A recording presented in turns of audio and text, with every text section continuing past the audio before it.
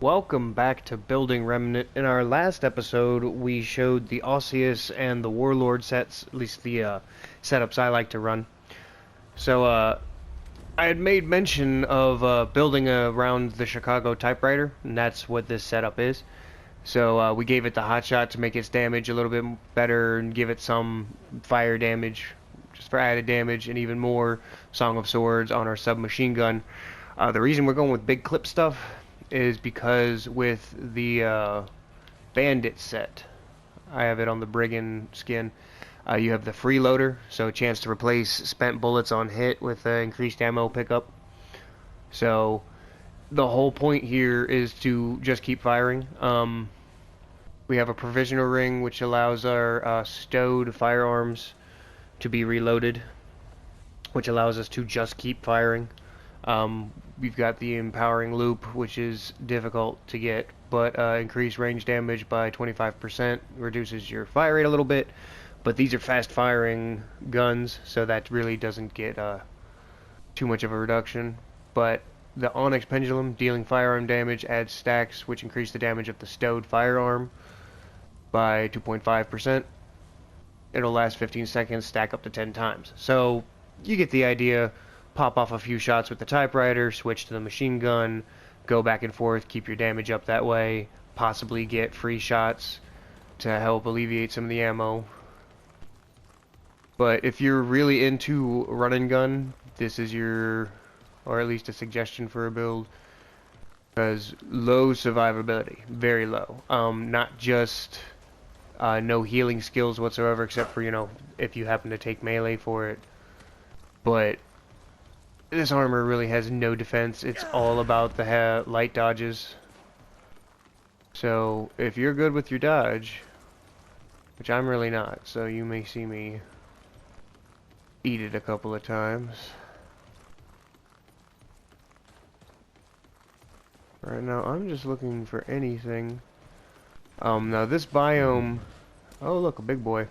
This isn't looking good. This is part of the DLC.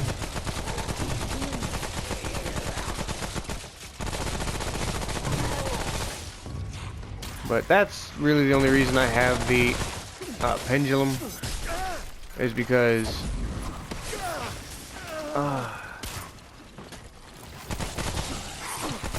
the SMG's damage is not fantastic. It's like I held on to a little bit of health there.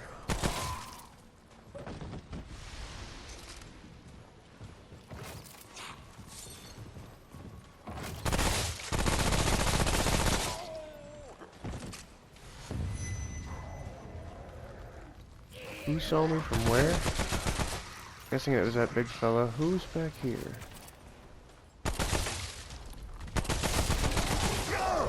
Yeah, he's coming.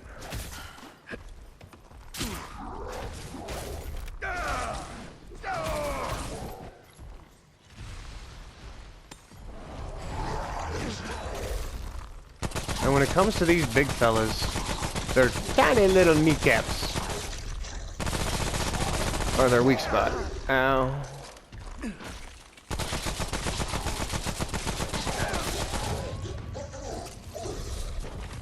So, one of the reasons I like this build is because I reload way too often.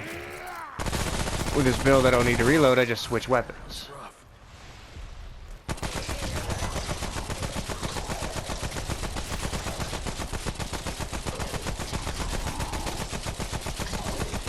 And that's the second reason you want to get him in the legs, is it'll trip him.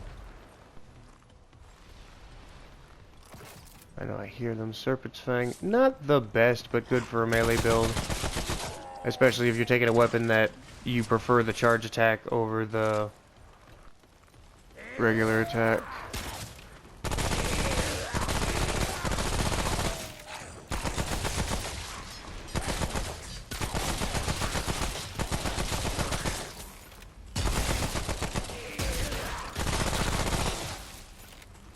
They're everywhere.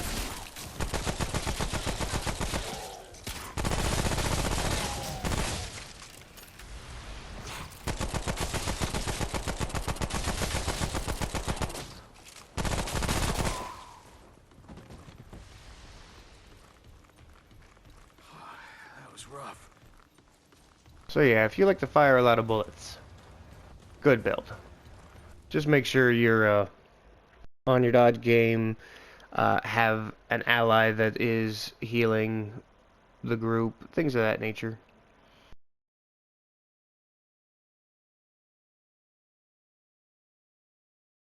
Now, to have fair warning to my audience, I'm not going to be showing any of the three original builds, the Hunter, the Scrapper, or the Cultist, just because if you're curious, you already have them set up from the beginning. You know, go ahead and run with them, try them out, see how they work.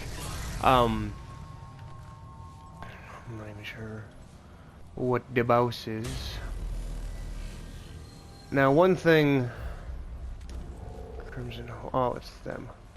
So the one thing that I find cool is when it says stowed weapon, that also can mean you pulling out your melee weapon or interacting with an object. Either of them work.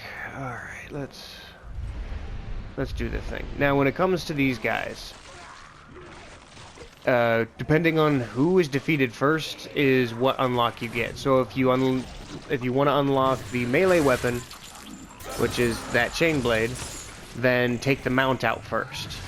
But if you want the firearm, which is the alternator, does ice and fire damages, then you're going to want to take the rider out first.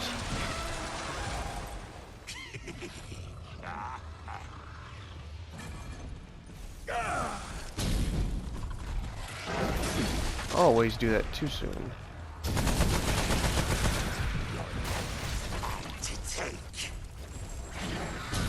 So I'm going to go for the mount first just because I find the rider to be easier to defeat.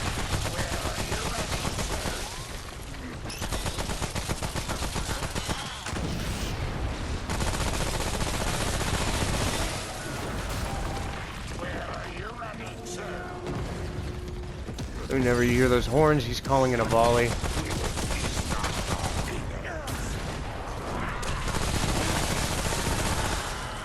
That was actually lucky he jumped in front of me like that.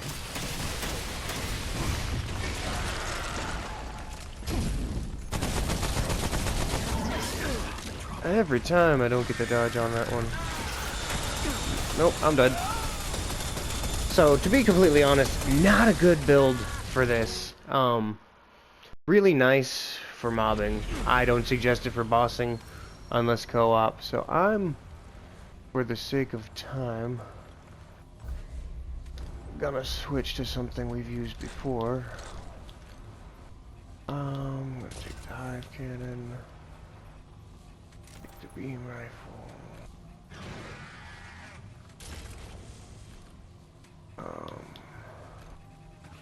I'm gonna go with the warrior or the warlord set, just for its damage increases and survivability, which means I must have the Band of Discord. How are we gonna do this? I think I'm gonna mix it up though.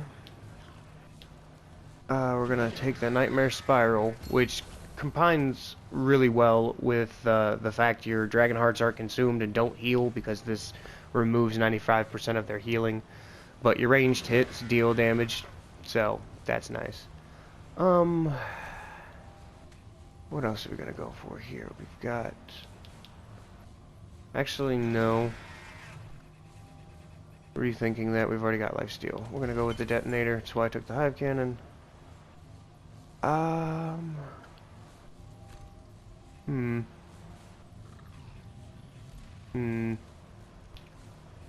Honestly...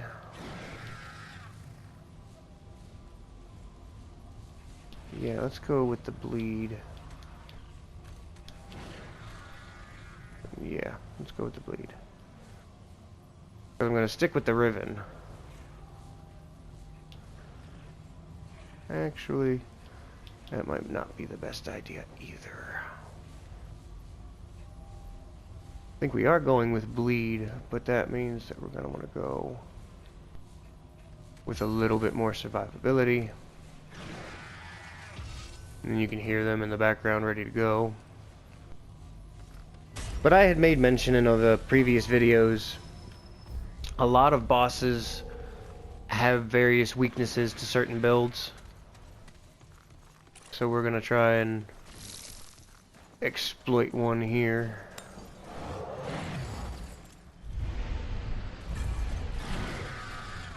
In this case, damage over time is best used on them.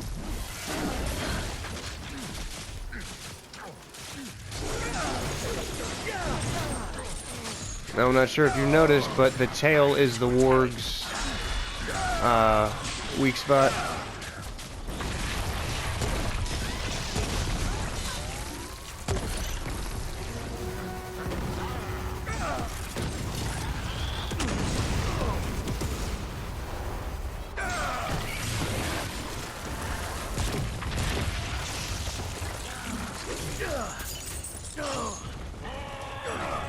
Now, honestly, one of the things I forgot to mention is whenever one of these is defeated, the other one will heal.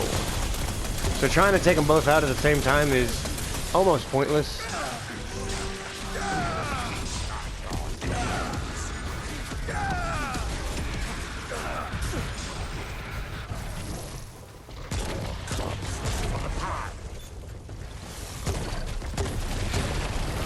Come on, get him. There it is. Damage over time got him.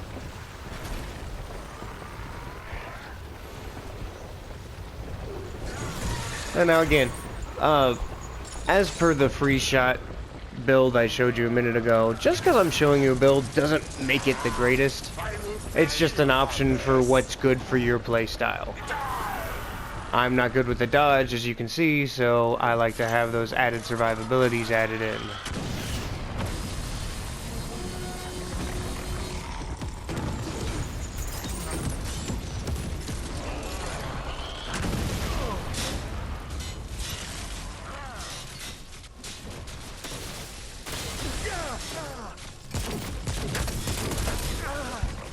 Forget you and your frostbite.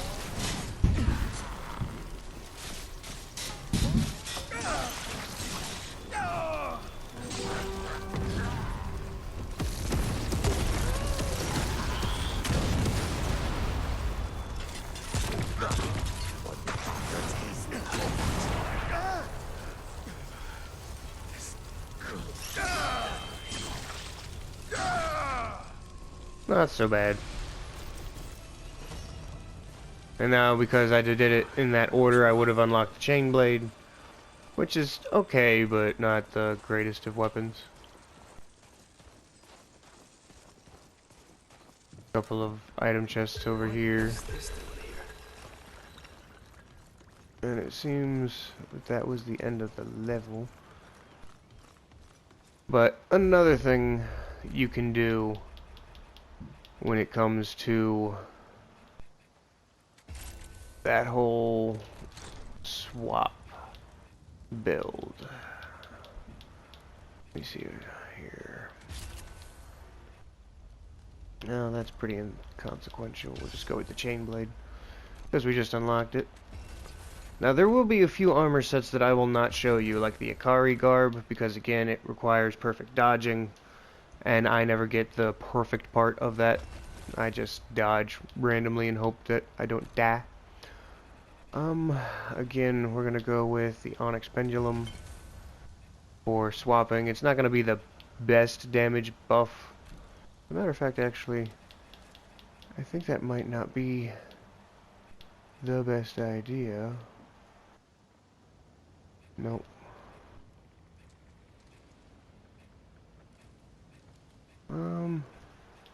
Okay, maybe I was wrong. Nah, I'm gonna give a little bit of damage. Now you can see the Shadow Vertebra has a, critical based skill. Don't throw it on a critical build because it has a critical reset. So when you increased your range damage by 10%, that right there alone is fantastic. But when dealing non-critical damage with a firearm, crit chance is increased by 2% and critical damage increased by 5%. So those can stack. But when a critical hit occurs, your chance and damage are reset. So with the critical builds, it's all about momentum. I actually think that's what the skill is called. So we're gonna take that just because with our shotgun and magnum revolver set up here,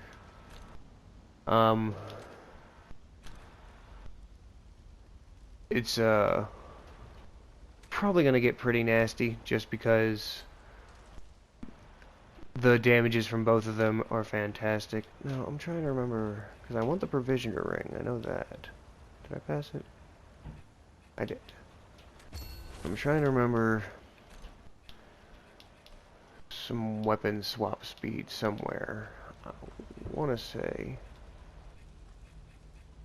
that was from the Bandit the Deceiver's Band.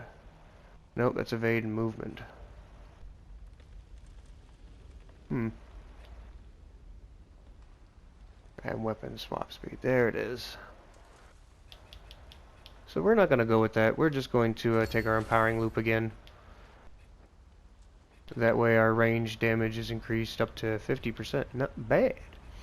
Now as far as these are concerned,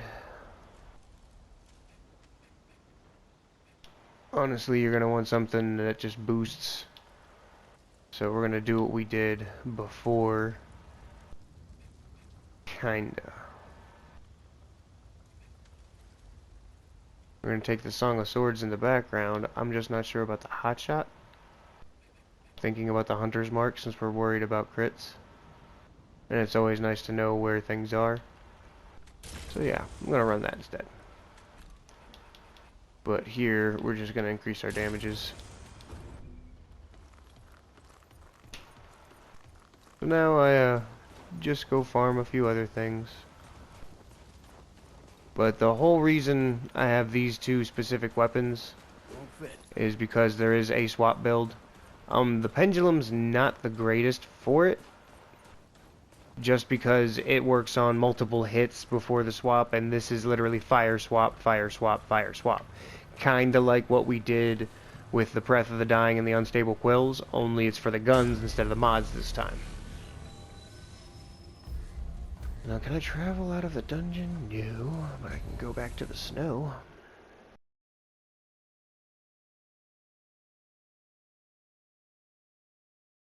Now, personally, this isn't one of my favorite builds. I really do it whenever I just feel like I need to be a 90s action movie star and throw bullets everywhere. But I usually don't play it seriously. Not an apocalyptic build for me. But also never play Apocalypse alone. It's kind of a little rule for me. Same thing with hardcore, you gotta have them teammates.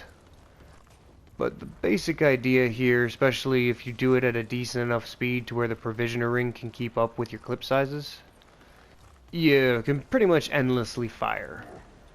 If you wanted to throw survivability in it, you could throw in that Nightmare Spiral. But when you come up against something rather large,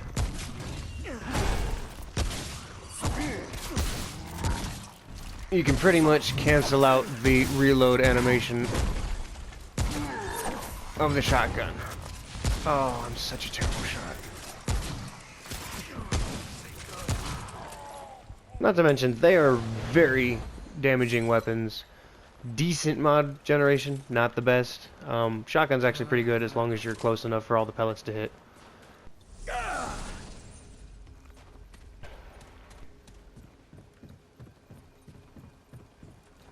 But I think the Shadow Vertebra doesn't get used often enough just for how it works. But one of the best things to use with your multi-pelleted weapons, like your shotguns. Another way you could handle this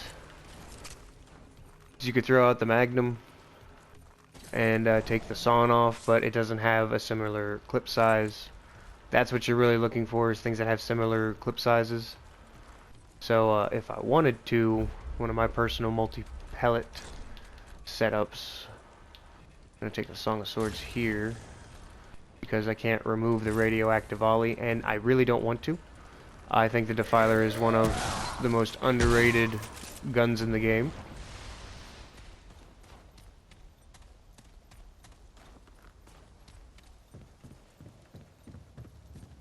And now another thing you could do to help support is you can see the ideal range on both of these are terrible.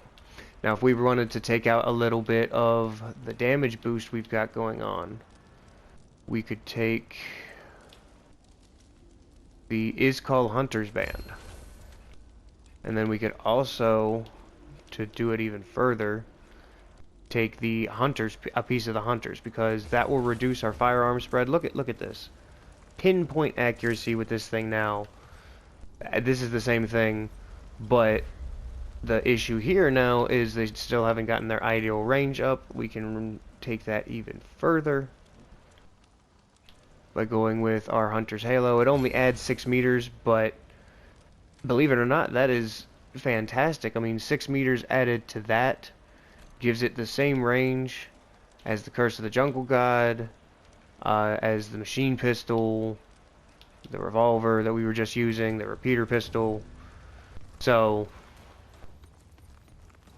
now mind you, we won't get as much ammo refund, but doing it this way, you know, we have better damage potential at a longer range. Not to mention how pinpoint you can get all these. Even the radioactive volley is going to have better accuracy for all the pellets. Because pretty much all the radioactive volley does is put radioactivity around all the pellets of the defiler. But they also causes those bullets to... Now, mind you, with this setup, you don't do the swap thing. It's just fire and reload as you can.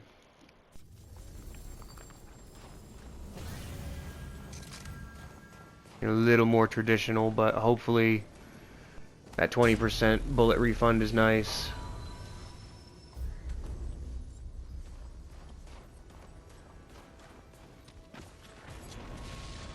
So at this range, again, this shotgun wouldn't do much damage. It would have a reduction for the distance traveled.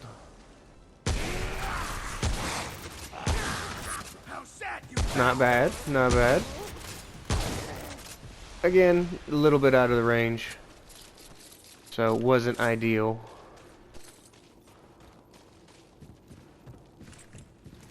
This has a better range anyway.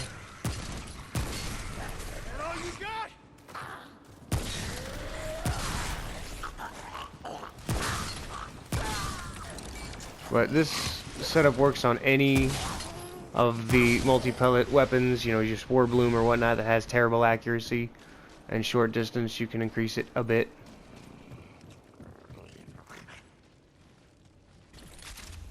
Now, normally, those don't cross over like that. That's just how accurate those have become. And devastatingly powerful.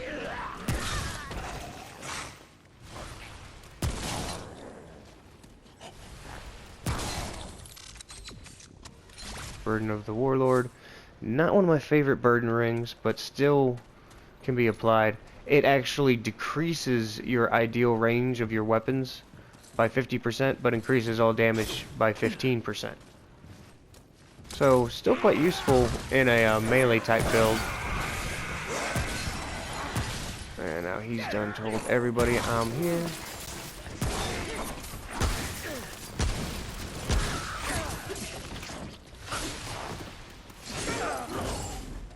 And that's why I don't like the chain blade. It's deceptive. It says it has range and it does not.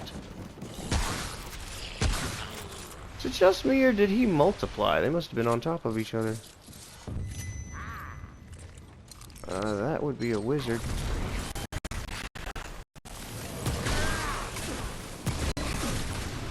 Well, crud. Damage boost for this. Now, mind you, doesn't mean you can't swap.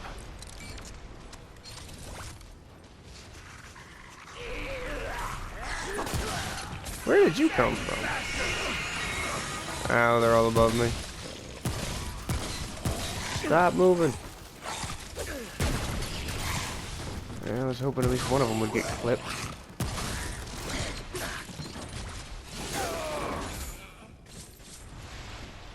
Won't fit. I'm guessing I just don't know how to efficiently use the chain blade. Not enough room. But that's also bugging me. So when it comes to melee weapons, just pull a Soulsborne and use something you're good with. Me, I've practiced for so long in using the Riven. I feel I've become quite proficient in it. Ow.